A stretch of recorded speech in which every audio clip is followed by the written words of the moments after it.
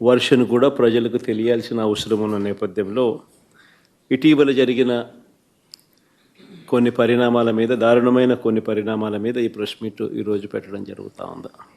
రాష్ట్రంలో ఈరోజు నిజంగా చంద్రబాబు నాయుడు గారి కుట్రల నేపథ్యంలో రెడ్ బుక్ రాజ్యాంగం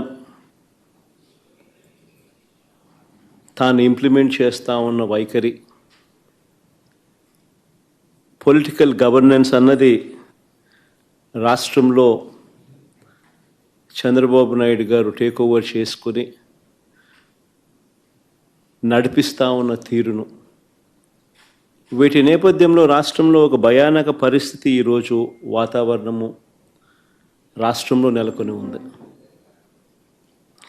ఈ రాష్ట్రంలో ఈరోజు ప్రజాస్వామ్యం కానీ, చట్టం కానీ, రాజ్యాంగ మునగడ కానీ ఇవన్నీ కూడా ప్రశ్నార్థకంగా మారిన పరిస్థితులు ఈరోజు రాష్ట్రంలో కనిపిస్తూ ఉన్నాయి. రాష్ట్రంలో ఈరోజు ఉన్నది ఒకే ఒక ప్రతిపక్ష పార్టీ. మిగిలినటువన్నీ కూడా చంద్రబాబు నాయుడు గారితో పాటు అధికారం పంచుకొని ఉన్న పార్టీలే. టీడీపీ అయినా, బీజేపీ అయినా, జనసేన అయినా అన్నీ కూడా అధికారంలో భాగస్థులై అధికారంలో ఉన్న పార్టీలు.